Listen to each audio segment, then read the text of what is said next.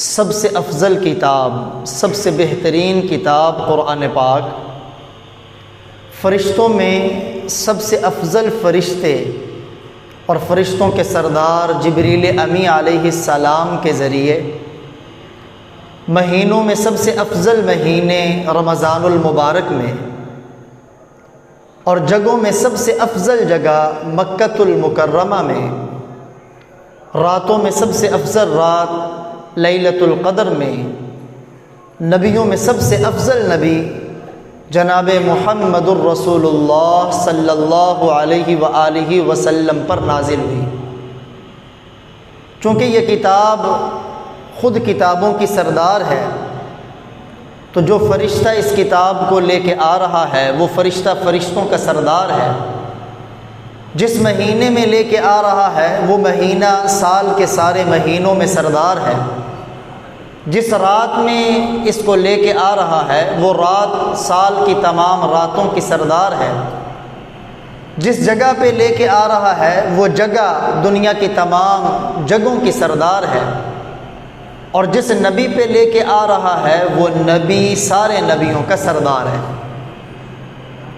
یہ حقیقت صحابہ کرام کے دل میں بیٹھ چکی تھی کہ قرآن کتنی عظمت والا کلام ہے، قرآن کی عظمت، قرآن کی شان، قرآن کا مقام آپ صلی اللہ علیہ وآلہ وسلم نے صحابہ کرام کو ایسے احسن انداز میں سمجھایا تھا کہ قرآن نازل ہونے سے پہلے عرب کی سرزمین میں عرب لوگ اشعار گنگنایا کرتے تھے۔ اشعار کے گنگنانے کو اپنے لیے سب سے اونچا عمل سمجھا کرتے تھے۔ جو جتنا زیادہ پڑھا لکھا ہوتا، جتنا بڑا سمجھدار ہوتا، اس کی زبان پر زیادہ اشعار ہوتے تھے۔ لیکن جب اللہ کا پاک کلام قرآن نازل ہوا، جب قرآن کی فصاحت و بلاغت ان کے کانوں میں پڑی، جب قرآن کی مٹھاس اور حلاوت ان کے دل میں اتری، تو پھر انہوں نے شعروں کو گنگنانا چھوڑ دیا۔ بڑے بڑے شاعروں نے شعر کہنا چھوڑ دیے، اور ان کی زبان پر ہر وقت اللہ کا قرآن ہوتا تھا۔ یہ قرآن کی حقیقت آپ صلی اللہ علیہ وسلم نے صحابہ کرام کو سمجھائی تھی کہ اس کی عظمت کتنی۔ چنانچہ صحابہ کرام ان میں قرآن پاک پڑھنے کا، قرآن کی تلاوت کرنے کا کس قدر زیادہ ذوق تھا، کس قدر زیادہ شوق تھا کہ جب وہ قرآن کی تلاوت میں مست ہوتے، جب وہ قرآن کی تلاوت کر رہے ہوتے، کیڑے مکوڑے نہیں، لڑنے والی زمین پہ کوئی چیز نہیں، ان کے بدنوں پہ آ کے تیر بھی لگتے تو ان تیروں کی درد کا انہیں احساس نہ ہوتا قرآن کے پڑھنے کے شوق میں۔ آپ صلی اللہ علیہ وآلہ وسلم ایک غزوہ سے واپس آ رہے ہیں، راستے میں رات کے وقت ایک جگہ پر آپ کے لشکر نے پڑاؤ کیا۔ پڑاؤ کرنے کے بعد آپ صلی اللہ علیہ وسلم نے بطور نگرانی کے، بطور دیکھ بھال کے دو صحابیوں کی ڈیوٹی لگائی کہ ایک پہاڑی پہ تم چڑھ جاؤ تاکہ سارے لشکر والوں کی حفاظت اور نگرانی کر سکو، دشمن سے ان کی حفاظت کر سکو۔ وہ صحابہ دو کون تھے؟ ایک صحابی عمار بن یاسر رضی اللہ تعالیٰ عنہ، مہاجر صحابی ہیں۔ دوسرے عباد بن بشر رضی اللہ تعالیٰ عنہ، انصاری صحابی۔ ان دونوں صحابہ کی ڈیوٹی لگی کہ رات کو تم نے سونا نہیں، پہاڑی پر بلند جگہ پر کھڑے ہو کر تم نے پورے لشکر والوں کی دیکھ بھال اور حفاظت کرنی ہے دشمن سے۔ اب یہ دونوں صحابی آپ کا حکم سن کر اس پہاڑی پہ چڑھ گئے۔ رات کا اندھیرا تھا، آپس میں بیٹھ کے مشورہ کرنے لگے، اگر دونوں جاگیں گے ہو سکتا ہے رات کے کسی لمحے میں ہماری آنکھ لگ جائے، ہمیں نیند آ جائے، اور جو ذمہ داری اللہ کے نبی نے ہمیں دی ہے اس ذمہ داری کو احسن انداز میں نہ نبھا سکیں۔ اس طرح کرتے ہیں، آدھی رات میں جاگتا ہوں، تم آرام کرو، پھر دوسرے آدھی رات میں سوؤں گا، تم جاگ لینا۔ دونوں میں آپس میں طے ہوا۔ عمار بن یاسر رضی اللہ تعالی عنہ پہلے جاگنے کی باری ان کی تھی، دوسرے نمبر پر جاگنے کی باری عباد بن بشر رضی اللہ تعالیٰ عنہ کی تھی۔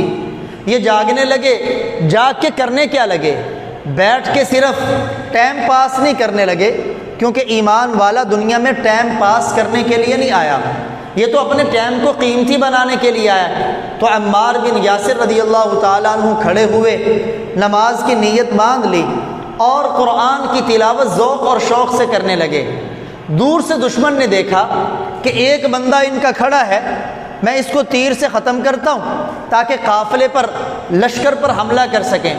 اس نے دور سے تیر مارا، عمار بن یاسر کے بدن میں آ کے تیر لگا۔ آج تو ہمیں زمین پہ کیڑی کاٹ لینا تو ہماری نماز میں خلل آ جاتا ہے، ہمیں مچھر کاٹ لے تو ہماری نماز کا سارا خشوع و خضوع اڑ جاتا ہے۔ بدن پہ تیر لگا ہے لیکن ذرہ برابر بھی جسم میں حرکت نہیں آئی، پرسکون کھڑے۔ ظالم نے دیکھا کہ یہ تو ہلے نہیں، یہ تو گرے نہیں، اس نے پھر دوسرا تیر مارا، ان کے بدن میں آ کے دوسرا تیر لگا۔ یہ تیر کو نکال کے نیچے پھینک رہے اور اپنی تلاوت جاری رکھے ہوئے۔ اس نے پھر تیر مارا، وہ بھی بدن پہ آ کے لگا، سارا بدن لہو لہان ہے۔ علماء نے لکھا اس وقت بدن سے خون نکلنے پر وضو ٹوٹنے کا حکم نہیں آیا ہوگا، یا اگر بدن سے خون نکلنے پر وضو ٹوٹتا ہوگا تو ہو سکتا ہے ان صحابہ کو اس مسئلے کا علم نہ ہو۔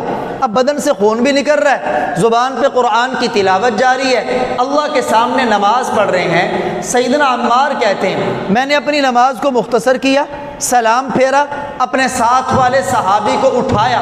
جب وہ بھی اٹھ کے کھڑا ہوا تو کافر کو پتہ چلا یہ ایک نہیں ہے، یہ ایک سے زائد ہے، وہ ڈر کے مارے بھاگ گیا۔ اس صحابی نے جب ان کو لہو لہان دیکھا، دیکھ کے کہنے لگے یہ کیا ماجرا ہے، تم نے مجھے پہلے کیوں نہیں اٹھا دیا، سارا بدن تمہارا لہو سے بھرا ہوا ہے۔ تو عمار بن یاسر کہنے لگے صحابہ کے قرآن کا ذوق اور قرآن کے شوق کا اندازہ کریں، کہنے لگے میں نے نماز کے اندر سورہ کہف کی تلاوت شروع کی تھی، میرا دل نہیں کر رہا تھا کہ میں سورہ کہف مکمل کرنے سے پہلے رکوع کروں، اس لیے تیر پہ تیر کھائی جا رہا ہوں لیکن رکوع نہیں کر رہا۔ لیکن جب مجھے اندیشہ ہوا کہ وہ ظالم تیر پہ تیر مارتے جا رہا ہے اور میرے بدن سے خون بہتا جا رہا ہے، کہیں اسی زخم کے اندر میں جام شہادت نہ نوش کر جاؤں، اور اللہ کے نبی نے جو ہماری ذمہ داری لگائی ہے قافلے کی نگرانی، وہ ذمہ داری ہم سے فوت نہ ہو جائے، صرف اس ڈر کی وجہ سے میں نے رکوع کیا، رکوع کر کے نماز کو مختصر کیا، تمہیں جگا دیا۔ بخدا اگر مجھے اپنی موت کا اندیشہ نہ ہوتا تو میں کبھی قرآن چھوڑ کر اپنی نماز کو مختصر نہ کرتا۔ یہ قرآن کا شوق تھا، ان میں قرآن کا شوق کیسا تھا، قرآن کا ذوق کیسا تھا، ان کے قرآن کا ذوق ایسا تھا، اس محبت میں قرآن کی تلاوت کیا کرتے تھے، اس شوق میں قرآن کی تلاوت کیا کرتے تھے کہ آسمان سے فرشتے بھی اتر کر ان کا قرآن سنا کرتے تھے۔ آپ کے صحابی ہیں سیدنا اسید بن حضیر، سب کہتے ہیں رضی اللہ تعالیٰ عنہ، آپ صلی اللہ علیہ وسلم کے بڑے مشہور صحابی، جانور باندھنے کی جگہ کو کہتے ہیں اسطبل، اپنے جانور باندھنے کی جگہ کے قریب کھڑے ہو گئے، نماز شروع کر دی۔ اب نماز میں اللہ کا قرآن پڑھ رہے ہیں، ذوق شوق سے پڑھ رہے ہیں۔ قریب ایک چارپائی پر ان کا بچہ لیٹا ہوا ہے جس کا نام ہے یحییٰ، اور یہ پاس کھڑے قرآن کی تلاوت کر رہے ہیں۔ ذوق بڑھتا ہے تو اونچی قرآن کی تلاوت کرنی شروع کر دیتے ہیں۔ اب جب یہ اونچی قرآن کی تلاوت شروع کرتے، پاس بندھا ہوا گھوڑا وہ بدکتا ہے، دوڑنے لگ جاتا ہے، یہ اپنی آواز کو آہستہ کرتے ہیں، گھوڑا پرسکون ہو جاتا ہے، پھر انہیں جوش آتا ہے، اونچی آواز سے قرآن کی تلاوت کرنے لگتے ہیں، گھوڑے میں پھر ہلچل آتی ہے، گھوڑا پھر دوڑنے لگتا ہے، بدکنے لگتا ہے، یہ اپنی آواز کو پھر آہستہ کرتے ہیں، گھوڑا پرسکون ہو جاتا ہے، جب یہ اونچی پڑھنے لگتے ہیں گھوڑا پھر دوبارہ بدکنے لگتا ہے۔ انہوں نے دیکھا کہ گھوڑا کہیں بدکتے بدکتے میرے بیٹے یحییٰ کے اوپر اپنا قدم نہ رکھ دے، انہیں روند نہ ڈالے، کہیں میرے یحییٰ کو نقصان نہ پہنچ جائے۔ یہ آہستہ انہوں نے اپنی نماز کو مکمل کیا، نماز کو مکمل کر کے یوں جو سر اوپر اٹھایا، کیا دیکھتے ہیں؟ سائبان کی طرح، سائے دار چیز کی طرح انہیں چیز نظر آئی جس کے اندر چگمگاتے چراغ ہیں۔ انہوں نے ان چراغوں کو دیکھا، وہ آسمان کی طرف بلند ہونے لگے۔ یہ رات کا واقعہ ہے۔ صبح آپ صلی اللہ علیہ وسلم کی خدمت میں حاضر ہوئے، آ کے عرض کیا یا رسول اللہ رات میرے ساتھ یہ معاملہ پیش آیا۔ اللہ کے نبی نے فرمایا اے اسید، اگر تم اپنی نماز کو مختصر نہ کرتے، صبح تک تم اپنی نماز کو جاری رکھتے، وہ اللہ کے فرشتے تھے جو تمہارا قرآن سننے کے لیے زمین پہ اترے تھے۔ اگر تم صبح تک قرآن کی تلاوت جاری رکھتے تو وہ فرشتے صبح تک رہتے، اور دن کے اجالے میں لوگوں کو اپنی آنکھوں سے فرشتے نظر آتے۔ ان کے قرآن پڑھنے کا شوق ایسا تھا، آسمان سے فرشتے بھی ان کا قرآن سننے کے لیے اترا کرتے تھے۔ اور قرآن سننے کا شوق کتنا تھا، ان میں قرآن سننے کی پیاس کتنی تھی، قرآن سننے کا ذوق کتنا تھا۔ اتنا ذوق تھا کہ ان کی پیاس بجھانے کے لیے جبریل امی وحی لے کے آ رہے ہیں، اے اللہ کے پاک پیغمبر، آپ کے رب فرما رہے ہیں آپ اپنے صحابی ابی بن کعب کو اپنا قرآن پڑھ کے سنائیں۔ یعنی شوق قرآن کا اتنا ہے، ان میں قرآن کی پیاس اتنی ہے کہ آپ اپنی زبان نبوت سے قرآن پڑھ کر اپنے صحابی ابی بن کعب کو سنائیں۔ حالانکہ اللہ کے نبی نماز میں قرآن پڑھتے ہیں، صحابہ کرام نماز میں سن رہے، اللہ کے نبی قرآن پڑھنا سکھاتے ہیں، صحابہ کرام قرآن پڑھنا سن رہے، سیکھ رہے ہیں، لیکن اس کے باوجود اللہ وہی بھیج رہے ہیں صحابہ میں قرآن کے شوق کی بدولت کہ یا رسول اللہ آپ قرآن پڑھیں اور اپنے صحابی ابی بن کعب کو اپنا قرآن سنائیں۔ آسمان سے فرشتے نام لے کے آ رہے ہیں، آپ نے ابی بن کعب کو بلایا، سب کہتے رضی اللہ تعالیٰ عنہ۔ آپ نے کہا ابی میں قرآن پڑھتا ہوں، میرا قرآن سنو۔ یا رسول اللہ سننے کو تیار ہوں۔ فرمایا یہ معمولی سننا نہیں ہے، تمہارے لیے اللہ نے جبریل امی کو نازل کیا ہے کہ اے میرے لاڈلے پیغمبر تم قرآن پڑھو، تمہارا قرآن پڑھا ہوا ابی بن کعب سنے۔ سیدنا ابی عرض کرنے لگے یا رسول اللہ کیا اللہ نے میرا نام لے کے کہا ہے؟ آپ نے فرمایا ہاں ابی، رب نے تمہارا نام لے کے کہا ہے۔ ابی نے جب یوں سنا میرے اللہ نے میرا نام لیا، ابی کی آنکھوں سے آنسو جاری ہو گئے اور عرض کیا یا رسول اللہ میری جان قربان، آپ قرآن پڑھے میں قرآن سنتا ہوں۔ اور یہ ابی بن کعب وہ صحابی جن کے بارے میں اللہ کے نبی نے فرمایا اقرأ امتی ابی بن کعب، میری امت میں سب سے بڑا قرآن کا قاری ابی بن کعب ہے۔ اور یہ ابی بن کعب وہ صحابی جو تہجد کی نماز میں، عام فرض نمازوں کی بات نہیں، تہجد کی نماز میں 8 راتوں میں اللہ کا پورا قرآن پڑھ دیتے تھے۔ ہمیں تو نماز میں قل ہو اللہ کے علاوہ سورت کوئی نہیں آتی، ہر رکعت میں قل ہو اللہ، ہر رکعت میں قل ہو اللہ۔ اللہ کے بندے یہ قرآن تیرے لیے اترا ہے، لے کے آنے والے جبریل امی ہے، نزل بہ الروح الامین، یہ قلب محمد پہ اترا ہے، علی قلبک لتنذر بہ، یہ آپ کے دل پہ اترا ہے۔ اترا کس نبی پر؟ جو نبیوں کا سردار، لے کے آنے والا فرشتوں کا سردار، جس رات میں آیا راتوں کی سردار، جس مہینے رمضان میں اترا وہ مہینوں کا سردار، اور جس امت پہ اترا وہ ساری امتوں کی سردار۔ ہمیں تو قرآن یاد کرنا چاہیے تھا۔ اللہ کے پاک پیغمبر صلی اللہ علیہ وسلم نے فرمایا جس دل میں قرآن کا کوئی حصہ محفوظ نہیں وہ دل ویران گھر کی طرح ہے، جیسے ویرانے میں جانے سے لوگوں کو ڈر لگتا ہے، ایسے جس دل میں قرآن نہیں وہ دل بھی ویران گھر کی طرح ہے۔ یہ پیارے نبی کی چاہت ہے، فرمایا میری چاہت اے امتیو، وہ اللہ کے نبی چاہت کر رہا ہے جن کے اس امت کے ہر فرد پر اتنے احسانات ہیں، ہم اللہ کی نعمتوں کو کیا شمار کر سکے؟ ہم تو اپنے پیارے نبی کے احسانات کو شمار نہیں کر سکتے۔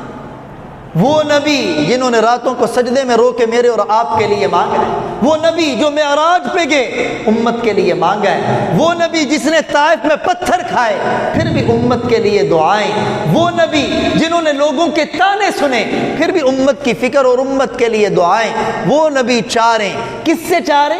اپنے ہر امتی سے چاریں۔ یا رسول اللہ آپ کی چاہت کیا ہے؟ یہ امتی آپ کی چاہت پر اپنے آپ کو قربان کرنے کے لیے تیار، اور قربان کریں بھی کیوں نہ؟ پاک پیغمبر کا فرمان، سب کہہ دو صلی اللہ علیہ وسلم، فرمایا لا یؤمن احدکم حتی اکون احب الی من والدہ وولدہ والناس اجمعین، اس وقت تک تم میں سے کوئی مومن نہیں ہو سکتا جب تک کہ اسے اپنے والدین سے زیادہ، اپنی اولاد سے زیادہ، اپنی جان سے زیادہ مجھ سے پیار نہ ہو، اس وقت تک اس کا ایمان پورا نہیں ہو سکتا۔ میرے اور آپ کے نبی چاہت پیش کر رہے ہیں، وہ چاہت کیا ہے؟ اللہ کے نبی فرما رہے ہیں یاسین قرآن کا دل ہے اور میرا دل کرتا ہے یہ میرے ہر امتی کے دل کے اندر محفوظ ہو۔ صحابہ کرام کے قرآن کا شوق کیا تھا؟ قرآن کا ذوق صحابہ کرام میں کتنا تھا؟ آپ صلی اللہ علیہ وسلم ایک دن اپنے صحابی صحابہ کو تو قرآن سننے کا شوق تھا، یہ شوق پیدا ہوا تھا پیارے نبی سے، کیونکہ اللہ کے نبی اگرچہ آپ پہ قرآن اترا ہے، اگرچہ آپ صاحب قرآن ہیں، آپ چلتے پھرتے قرآن ہیں، لیکن اس کے باوجود آپ کے صحابہ بیٹھے ہوئے ہیں، عبداللہ ابن مسعود، سب کہہ دو رضی اللہ تعالیٰ عنہ، آپ نے عبداللہ سے کہا اے عبداللہ اللہ کے قرآن کی تلاوت کرو، مجھ پیغمبر کا دل کر رہا ہے میں اپنے عبداللہ سے قرآن سنوں۔ عبداللہ تم قرآن پڑھو، آج نبی قرآن سنے گا۔ سیدنا عبداللہ نے کہا یا رسول اللہ میں قرآن پڑھوں، حالانکہ آپ پہ تو قرآن نازل ہوا ہے، آپ اپنی امت کو پیغام دینا چاہ رہے ہیں، یہ پیغام کسی دنیا کے منسٹر کا پیغام نہیں ہے، کسی وزیر رئیس کا پیغام نہیں ہے، کسی ایم پی ایم این اے کا پیغام نہیں، یہ جن کی خاطر اللہ نے ساری دنیا کو وجود دیا ہے نا ان کا پیغام ہے، یہ جن کی خاطر مجھے اور آپ کو وجود ملا ہے ان کا پیغام ہے، یہ جن کے لیے اللہ تعالیٰ نے پورا کارخانہ عالم سجایا ہے ان کا پیغام ہے، یہ جن کی بدولت ہوائیں چلتی ہیں ان کا پیغام ہے، یہ جن کی بدولت میرے اور آپ کا چہرہ آج مسخ نہیں ہو رہا ان کا پیغام ہے، یہ جن کی بدولت اس امت پہ عذاب نہیں آ رہا ان کا پیغام ہے۔ اور وہ پیغام ہے کیا؟ اللہ کے نبی فرما رہے میرا دل کرتا ہے قرآن کا دل سورہ یاسین میرے ہر امتی کے دل میں محفوظ۔ تو صحابی نے عرض کیا یا رسول اللہ آپ پہ تو قرآن اترا ہے، آپ نے فرمایا ہاں مجھ پہ اترا ہے، لیکن میرا ہی دل کرتا ہے میں قرآن کسی اور کی زبان سے سنوں۔ اب عبداللہ ابن مسعود قرآن پڑھ رہے، پاک پیغمبر قرآن سن رہے ہیں، کبھی کبھی قرآن بھی ذوق شوق سے سنا کرو، یہ بھی میرے اور آپ کے آقا کی سنت ہے، اور کبھی قرآن اپنا پڑھ کے کسی کو سنایا کرو، کسی کو سنانا بھی نبی کی سنت، اور رمضان میں پورے قرآن کو دہرا کے دوسرے سے دور کر لینا بھی نبی کی سنت ہے۔ عبداللہ ابن مسعود قرآن پڑھنے لگے، سورہ نساء شروع کی، پڑھتے پڑھتے جب یہاں پہنچے فَكَيْفَ إِذَا جِئْنَا مِنْ كُلِّ أُمَّةٍ بِشَهِيدٍ وَجِئْنَا بِكَ عَلَى هَؤُلَاءِ شَهِيدًا، وہ وقت کیسا ہوگا جب اللہ ہر امت سے ایک گواہ لے کے آئیں گے میدان محشر میں، اور آپ کو اللہ اس امت پہ گواہ بنا کے لائیں گے۔ ادھر عبداللہ کی زبان پہ قرآن کی یہ آیتیں تھی، ادھر مصطفیٰ کی نورانی آنکھوں سے آنسوؤں کی لڑیاں جاری تھیں، آپ رو رہے تھے اور آپ کی آنسو آپ کی داڑھی مبارک کو تر کر رہے تھے، اور امت کو بتایا جا رہا ہے ایمان والے ہوتے وہ ہیں جب قرآن سنتے ہیں ان کا دل نرم ہو جاتا ہے، آنکھوں سے آنسو نکل آتے ہیں، اور وہ اپنے رب کے عذاب سے ڈر جاتے ہیں، اور رب کی نعمتوں کا شوق دل میں پیدا ہو جاتا ہے۔ یہ صحابہ کرام کا ذوق شوق قرآن سے متعلق یہ یوں ہی پیدا نہیں ہوا، انہوں نے زبان نبوت سے سنا ہوا تھا، اللہ کے نبی نے یہ ذوق صحابہ میں پیدا کیا تھا۔ کیسے پیدا کیا تھا؟ کبھی آپ زبان نبوت سے فرما رہے ہیں خیرکم من تعلم القرآن وعلم، تم میں سب سے بہترین شخص وہ ہے، سب سے بہترین انسان وہ ہے جو قرآن کو سیکھتا ہے دوسروں کو سکھاتا ہے۔ اے دنیا والوں، تم قرآن سیکھنے سکھانے والوں کو بہتر نہ سمجھو، انہیں اعلیٰ نہ سمجھو، تمہارے ہاں اعلیٰ ادنا گھٹیا کا کوئی معیار نہیں، جنہیں اللہ کے پاک پیغمبر اعلیٰ کہہ دیں دنیا میں اسے کوئی نیچے گرا نہیں سکتا۔ آپ فرما رہے ہیں جو قرآن سیکھ رہا ہے وہ سب سے اعلیٰ ہے، جو قرآن سکھا رہا ہے وہ سب سے اعلیٰ ہے۔ صحابہ کرام میں یہ شوق کیوں نہ پیدا ہوتا؟ انہوں نے پیارے نبی کی زبان سے سنا تھا من شغلہ القرآن عن ذکری ومسألتی، ایک آدمی وہ ہے جو ہر وقت میرے ذکر میں لگا ہے، تسبیح پہ تسبیح، تسبیح پہ تسبیح، اور ایک وہ ہے جسے قرآن کے اندر اتنا مصروف ہے قرآن سے فرصت نہیں کہ وہ اور کوئی ذکر کر سکے۔ ایک آدمی وہ جو رات کو بھی بیٹھا ہے اللہ کے سامنے ہاتھ اٹھا کے دعائیں مانگ رہا ہے، اپنی ہر حاجت اللہ کے سامنے رکھ رہا ہے، دعا عبادت کا مغز ہے، لیکن یہ قرآن پڑھنے والا صبح بھی قرآن، دوپہر بھی قرآن، شام بھی قرآن، کوئی اور ذکر کرنے کی فرصت نہیں، رب کے سامنے ہاتھ اٹھانے کی فرصت نہیں۔ اللہ کے نبی فرما رہے ہیں ادھر ذکر کرنے والے، مجھ سے دعاؤں کے لیے ہاتھ اٹھانے والے، جتنا میں انہیں دوں گا اس سے کہیں زیادہ میں قرآن پڑھنے والوں کو عطا کر دوں گا۔ صحابہ کرام میں یہ شوق اللہ کے نبی نے پیدا کیا تھا، اور پیدا بھی کیسے کیا؟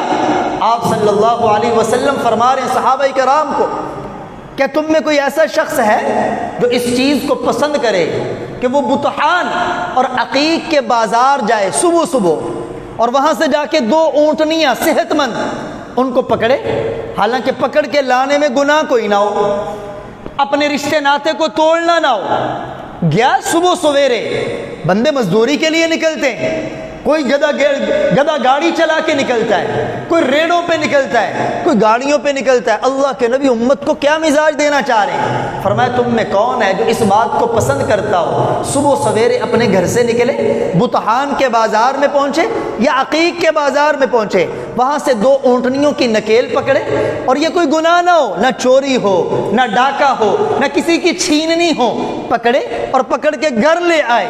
صحابہ نے عرض کیا یا رسول اللہ کون نہیں چاہتا ہوگا، یہ تو ہر کوئی پسند کرتا ہوگا. اونٹنی کوئی ادنا سی قیمت والی ہے، اونچی قیمت کا مال اونٹنی. صحابہ نے کہا یا رسول اللہ یہ تو ہر کوئی پسند کرتا ہے. آپ نے فرمایا جو صبح سویرے اللہ کے گھر مسجد میں جائے اور وہاں جا کے 2 آیتیں قرآن کی سیکھ لے، وہ ایسے ہے جیسے اس نے 2 اونٹنیاں پکڑی اور اس سے بھی بہتر اپنے گھر کے اندر مال لے آیا. اور جس نے 3 آیتیں قرآن کی پڑھی گویا اس نے 3 اونٹنیاں لے آیا. جس نے 4 آیتیں قرآن کی پڑھی وہ 4 اونٹنیاں لے آیا. گویا اللہ کے نبی اپنی امت کو بتانا چاہ رہے ہیں تم اونٹنیوں کو اعلیٰ مال سمجھتے ہو، اللہ کی بارگاہ میں قرآن کی 1 آیت 1 اونٹنی سے کہیں اعلیٰ ہے. یہ صحابہ کا مزاج بنایا جا رہا ہے. بھلا صحابہ میں یہ ذوق کیوں پیدا نہ ہوتا، قرآن پڑھنے کا شوق کیوں پیدا نہ ہوتا، جبکہ اللہ کے نبی فرمائیں کل میدان محشر ہوگا، حافظ قرآن موجود ہوگا، بڑے بڑے اتقیاء موجود ہیں، بڑے بڑے اولیاء موجود ہیں، بڑے بڑے محدثین موجود ہیں، لیکن حافظ قرآن کی شان نرالی ہے، اس کی عظمت نرالی ہے، اس کا مقام نرالا ہے. سب کے سامنے لایا جائے گا اور لا کے اعلان کیا جائے گا فلاں حافظ قرآن ہے، اس کے فلاں فلاں والدین کو عدالت میں پیش کر دیا جائے. بڑے ٹور سے آئیں گے. تم تو MNA کا استقبال کرتے ہو، یہ رب العلا، رب الکائنات، رب العالمین حافظ قرآن کے والدین کا استقبال کیا جا رہا ہے. انبیاء کا مجمع ہے، اولیاء صحابہ کا مجمع ہے، حافظ قرآن کے والدین ہیں، بلا کے پروردگار عالم خود تاج پوشی کریں گے، دونوں کے سر پہ ایسا تاج رکھیں گے جس کی روشنی سورج کی روشنی کی طرح ہوگی. اور اللہ کے نبی فرما رہے ہیں تم بتاؤ اگر یہ دنیا کا سورج کسی کے گھر میں آ جائے تو کتنی روشنی ہوتی. اس دن حافظ قرآن کے والدین کو یہ تاج پہنائے جائیں گے. اب ہو سکتا ہے کسی حافظ قرآن کے دل میں آئے محنت میں نے کی، مشقت میں نے اٹھائی، تکلیف میں نے اٹھائی، گھر میں نے چھوڑا، مدرسے کی دال مجھے کھانی پڑی، روکھی سوکھی روٹی مجھے کھانی پڑی، تاج والدین کے سر پہ. لیکن پیچھے اگر بیک گراؤنڈ میں آپ دیکھیں نا، بڑے اکثر حافظ ایسے ہوتے ہیں کہ والدین کا شوق ہوتا ہے میرا بچہ قرآن کا حافظ بن جائے. بچہ نہیں چاہتا، وہ چاہتا ہے انگریزی اسکول میں پڑھے، اپنے دوسرے رشتہ داروں کی طرح کالج میں جائے، یونیورسٹی میں جائے. لیکن والد کا شوق ہوتا ہے میں اپنے بچے کو قرآن کا حافظ بنا دوں، قرآن کا قاری بنا دوں. وہ مشقتیں اٹھاتا ہے، تکلیفیں برداشت کرتا ہے. مہنگائی کے عالم میں بچے کو کسی ہوٹل پہ نہیں لگاتا، کسی جوتیوں کے کارخانے میں نہیں بیچتا، اللہ کا قرآن پڑھنے کے لیے بیچتا ہے تاکہ میری قبر بن جائے، میرا حشر بن جائے. اللہ فرمائیں گے اے حافظ قرآن کے والدین تو نے بڑے ذوق سے اپنے بچے کو قرآن حفظ کروایا، شوق سے حفظ کروایا. رشتہ داروں نے باتیں کی مولوی بن جائے گا، کھائے گا کہاں سے؟ رشتہ داروں نے تانا مارا تیرا سہارا کیسے بنے گا، اسے تو خود کھانے کے لیے کچھ نہیں ملے گا. لیکن اس نے سب کڑوی کسیلی سن لی، اپنے بچے کو قرآن پڑھایا، حافظ بنایا. پروردگار عالم آج انبیاء کے مجمع میں انبیاء کرسیوں پہ بیٹھے ہیں، صحابہ و اہل بیت بیٹھے ہیں، بڑے بڑی اونچی ہستیاں بیٹھی، سب کے سامنے لا کے حافظ قرآن کے والدین کو اتنی بڑی عزت سے نوازا جائے گا، ان کے سر پہ تاج پروردگار عالم خود اپنے دستے مبارک سے رکھے گا. یہ صحابہ میں قرآن کا شوق پیدا کہاں سے ہوا؟ صحابہ میں قرآن کا ذوق کہاں سے آیا؟ اللہ کے نبی نے خود پیدا کیا. جب آپ فرما رہے ہیں جس نے قرآن کو سینے سے لگایا قرآن والا بن گیا. صبح میں قرآن کی تلاوت، دوپہر میں قرآن کی تلاوت، شام میں قرآن کی تلاوت. جو قرآن والا بن گیا کل اس صاحب قرآن کو بلایا جائے گا، قرآن والے کو بلایا جائے گا، اور پروردگار عالم خود فرمائیں گے اقرأ پڑھ قرآن، ورتقی جنت کے درجات چڑھتا جا، رتل کما کنت ترتل فی الدنیا یوں ٹھہر ٹھہر کے قرآن پڑھ جیسے دنیا میں پڑھا کرتا تھا، پڑھتا جا جنت کے درجات چڑھتا جا، جہاں تو قرآن کی آخری آیت پڑھے گا جنت میں تیرا محل بھی اسی درجے پہ بن جائے۔ اتنی اونچی شان صحابہ کرام کے اندر اسی وجہ سے تو ذوق پیدا ہوا۔ سیدنا ابو بکر قرآن کے حافظ ہیں، عمر قرآن کے حافظ ہیں، عثمان قرآن کے حافظ ہیں، علی المرتضیٰ قرآن کے حافظ، حسن قرآن کے حافظ، حسین قرآن کے حافظ، علی المرتضیٰ قرآن کے حافظ، عبداللہ بن مسعود قرآن کے حافظ، عبداللہ بن عباس قرآن کے حافظ، عبداللہ بن عمر، نام لے جس بڑے صحابی کا۔ ابو بکر کیا دنیا کے اندر خلافت کر کے نہیں گئی؟ عمر رضی اللہ تعالی عنہ نے کیا دنیا کے اندر خلافت نہیں کی؟ سیدنا عثمان وقت کے خلیفہ نہیں تھے؟ سیدنا علی جن کا نام سن کے آنکھوں میں ٹھنڈک آ جاتی، دل میں ٹھنڈک پیدا ہو جاتی، کہ وہ اس قرآن کو زانو تلمذ ہو کے حفظ کرنے والے نہیں تھے؟ مہاجرین قرآن کے حافظ، انصار میں قرآن کے حافظ، بلکہ جنگ یمامہ ہوئی، پیارے نبی کا انتقال ہوا، انتقال کے بعد فتنہ ابھرا، جنہوں نے ختم نبوت کا انکار کیا، مسیلمہ کذاب جس نے نبوت کا دعویٰ کیا، اس کے ہاتھ پہ کئی لوگوں نے بیعت کر لی، ہزاروں کا مجمع تھا، صدیق کی خلافت تھی، صحابہ کرام نے یمامہ کے میدان میں ان کے ساتھ جا کے جہاد کیا، اس جہاد میں 70 وہ لوگ شہید ہوئے جن کے دل کے اندر اللہ کا قرآن محفوظ تھا۔ قرآن حفظ کرنا کوئی معمولی بات نہیں۔ آج سوشل میڈیا پہ بیٹھ کے جی یہ تو قرآن کے الفاظ کو رٹا لگانا، اس کا کیا فائدہ؟ طوطے کی طرح الفاظ پڑھنے۔ یاد رکھو قرآن پاک کے حقوق میں سب سے پہلا حق وہ قرآن پاک کے الفاظ کو پڑھنا ہے۔ آپ کو سمجھ ہے تب بھی پڑھیں، نہیں سمجھ ہے قرآن کے الفاظ کی تلاوت ہر اس آدمی کے اوپر قرآن کا حق ہے جس نے زبان سے کلمہ پڑھا ہے کہ وہ روزانہ کی بنیاد پر اس قرآن کو کھول کے اس کے الفاظ کو پڑھے۔ یہ قرآن کا بنیادی حق ہے ہر مسلمان کے اوپر، چاہے سمجھ آ رہا ہو یا نہ آ رہا ہو۔ اللہ کے نبی نے تو کہا تھا جس نے قرآن کا ایک حرف پڑھا، ایک حرف کے بدلے اللہ 10 نیکیاں عطا فرمائیں گے۔ اب جو قرآن سے دل لگاتا ہے، روزانہ قرآن کو کھول کے پڑھتا ہے، روزانہ قرآن کی تلاوت کرتا ہے، جب یہ اٹھے گا، جب اس کی موت واقع ہوگی، اسے قبر میں رکھا جائے گا، یہ اپنے سرحانے کی طرف اس کے سرحانے ایک چیز بڑی مضبوط کھڑی ہوگی، فرشتے عذاب والے عذاب لے کے آئیں گے۔ عذاب قبر تو برحق ہے، کافروں کو تو ہوگا، ایمان والے بھی اپنی بدعملیوں کی وجہ سے عذاب قبر میں مبتلا ہوں گے۔ اللہ ہمیں پناہ عطا فرمائے۔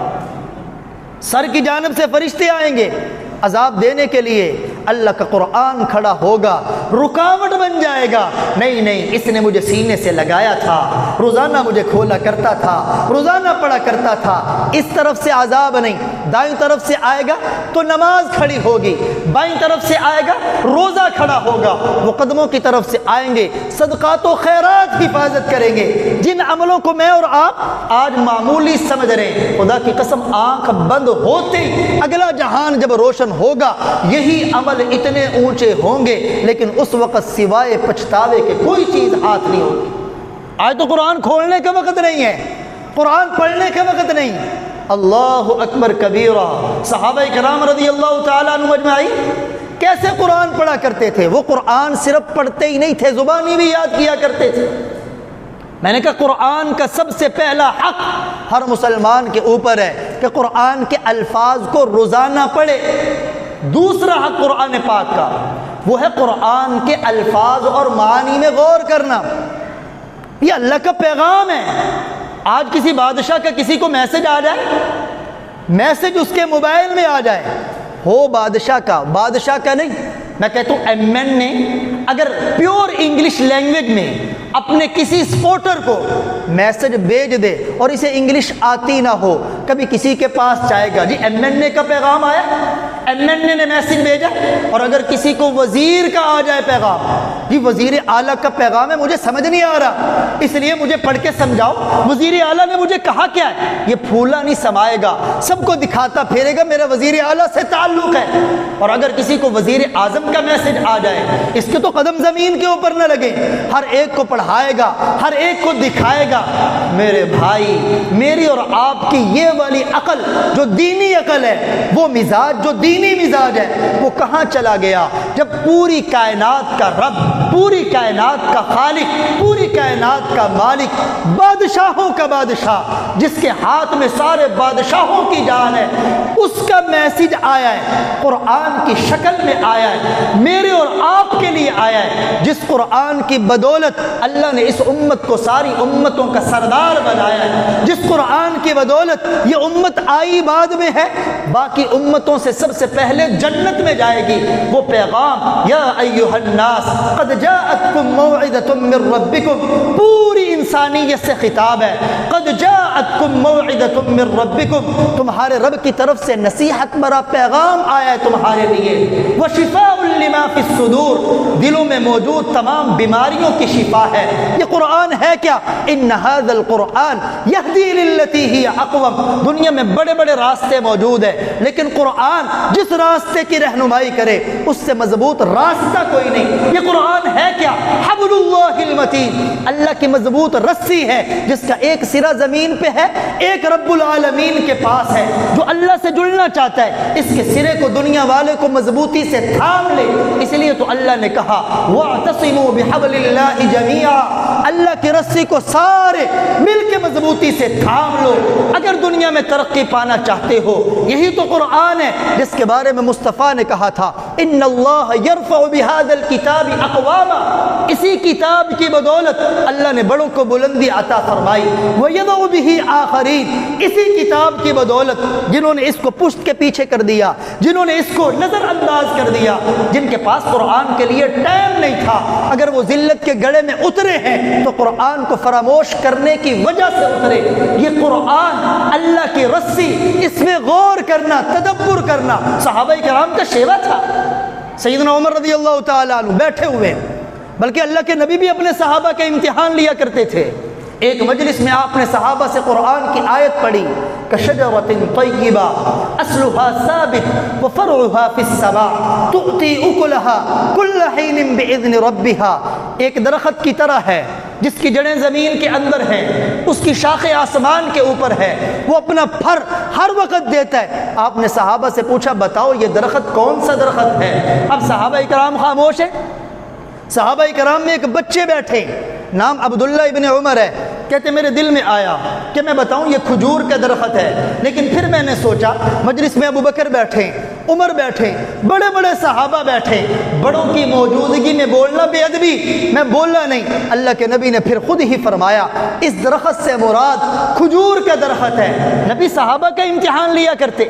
سیدنا فاروق اعظم رضی اللہ تعالیٰ عنہ بیٹھے، صحابہ اپنے ساتھیوں سے ایک دن پوچھنے لگے بتاؤ قرآن پاک کی اس آیت کا مطلب کیا ہے؟ اَيَوَدُّ أَحَدُكُمْ أَن تَكُونَ لَهُ جَنَّةٌ، تم میں سے کون چاہتا ہے کہ اس کے لیے جنت ہو؟ اب صحابہ کہنے گے یہ تو اللہ ہی بہتر جانتا ہے۔ فاروق اعظم کو بڑا غصہ آیا، کہا یا تو یہ کہو ہمیں پتہ ہے یا یہ کو نہیں پتہ، یہ کیا مطلب ہوا اللہ بہتر جانتا ہے؟ کیا پیارے نبی نے سکھایا نہیں؟ صحابہ کرام تو قرآن میں اس قدر مگن تھے۔ فتح قسطنطینیہ کی جنگ ہے، میدان جنگ میں ایک مسلمان مجاہد بڑھتے ہوئے کافروں کی صفوں میں گھسا، بڑھتا ہی چلا جا رہا ہے، اکیلا ہے، ساتھ لشکر کوئی نہیں، آگے سے آگے بڑھتا چلا جا رہا ہے۔ کسی کی زبان سے نکلا لا تلقوا بأیدیکم الی التہلکہ، اپنے آپ کو ہلاکت میں مت ڈالو۔ پاس ابو ایوب انصاری رضی اللہ تعالیٰ عنہ کھڑے تھے، کہنے لگے تم نے اس آیت کا غلط مطلب سمجھا ہے۔ ہم اللہ کے پاک پیغمبر کی مجلس میں تھے، اس وقت جب اسلام کو وسعت مل گئی، بڑے لوگ اسلام میں داخل ہو گئے، مال غنیمت کی وجہ سے دولت کے انبار لگ گئے۔ انصار کے دل میں آیا ہم نے بڑی قربانیاں دی ہیں دین کے لیے، اب ہم اپنی مالی پوزیشن کو مضبوط کر لیں، اپنے کاروبار پر توجہ دے لیں، مال جمع کر لیں۔ اس موقع پہ قرآن کی یہ آیت اتری، فَأَنفِقُوا فِي سَبِيلِ اللَّهِ، اللہ کے راستے میں خرچ کرتے رہو، جیسے تم پہلے قربانی دے رہے تھے اب بھی قربانی دیتے رہو۔ وَلَا تُلْقُوا بِأَيْدِيكُمْ إِلَى التَّهْلُكَةِ، تم کہتے ہو قرآن کو چھوڑ کر، دین کی محنت کو چھوڑ کر، قربانی کو چھوڑ کر اپنی دکانوں کو توجہ دے دیں، اپنے کاروبار کو توجہ دے دیں، مال جمع کر لیں۔ اللہ کا قرآن کہہ رہا ہے اگر تم نے قرآن سے ہٹ کر مال جمع کرنے میں لگے رہے، اللہ کے دین پہ خرچ نہ کیا تو اپنے آپ کو ہلاکت میں ڈال لو۔ تو صحابی کہنے لگے ہلاکت میں ڈالنے کا مطلب، ہم نے تو نبی کے زمانے میں یہ سیکھا تھا کہ جو اللہ کے دین پہ خرچ نہیں کرے گا وہ اپنے آپ کو ہلاکت میں ڈالنے والا ہے۔ تو نے غلط موقع پہ قرآن کی آیت پڑھی۔ میرے بھائی، میں نے اور آپ نے تو قرآن کو وقت نہیں دیا۔ اللہ کا قرآن بتاتا کیا ہے، ایمان والوں کی نشانی کیا ہے؟ وَإِذَا سَمِعُوا مَا أُنزِلَ إِلَى الرَّسُولِ تَرَى أَعْيُنَهُمْ تَفِيضُ مِنَ الدَّمْعِ مِمَّا عَرَفُوا مِنَ الْحَقِّ، اللہ کا قرآن کہتا ہے جب قرآن پڑھا جاتا ہے، ایمان والوں کے کان جب قرآن کو سنتے ہیں ان کے دل موم ہو جاتے ہیں، ان کی آنکھوں سے آنسو بہنے لگ جاتے ہیں۔ ہم میں سے کتنے ہیں جو قرآن کو اس شوق سے کبھی سنا ہو کہ آنکھوں سے آنسو بہ پڑے ہو؟ یہ اللہ کا قرآن، اس کے الفاظ کو پڑھنا بھی قرآن کا حق ہے، اس کے معانی میں غور کرنا بھی قرآن کا حق ہے۔ اللہ کا قرآن کہتا ہے افلا یتدبرون القرآن، یہ قرآن میں غور کیوں نہیں کرتے؟ ام علی قلوب اقفالها، کہ ان کے دلوں پہ تالے لگے ہوئے؟ قرآن کی آیتوں میں غور کرنا اور غور کر کے قرآن پہ عمل کرنا بھی قرآن کا حق ہے۔ اس لیے میرے بھائیو، جس چیز سے پہلے طبقے نے ترقی پائی، اللہ کے نبی کے صحابہ کے پاس تھا کیا؟ ان کے سکول کا ایک ہی سلیبس تھا، لمبی چوڑی کتابیں نہیں تھی۔ آج تو پی جی میں پڑھنے والا بچہ اتنی کتابوں کا بوجھ اٹھاتا ہے، بیچارے کا اپنا بوجھ کم ہوتا ہے، پیچھے لٹکی ہوئی کتابوں کا بوجھ زیادہ ہوتا ہے۔ نبی کے مدرسے کا ایک ہی سلیبس تھا، پڑھنے والا بوڑھا تھا اس کے لیے سلیبس بھی یہی تھا، جوان تھا اس کے لیے سلیبس بھی یہی تھا، کوئی عورت تھی اس کے لیے سلیبس بھی یہی تھا، بچہ تھا اس کا سلیبس بھی یہی تھا۔ پڑھانے والے استاد کو محمد الرسول اللہ کہتے ہیں، پڑھنے والے طلبہ کو اصحاب پیغمبر کہتے ہیں، اور جو کتاب پڑھائی جاتی ہے اسے رب کا قرآن کہتے ہیں۔ اس قرآن کی بدولت اللہ نے ان کو اتنی ترقی دی، دنیا کو قدموں میں لا کے ڈال دیا۔ اس قرآن کی بدولت فاروق اعظم زمین پہ درہ مدینے میں مارے زلزلے رک جایا کرتے تھے۔ اس قرآن کی بدولت دنیا کے بادشاہ مسلمانوں سے ڈرا کرتے تھے۔ اسی کو تو اللہ کا قرآن کہتا ہے وَأَنْتُمُ الْأَعْلَوْنَ إِن كُنتُم مُؤْمِنِينَ۔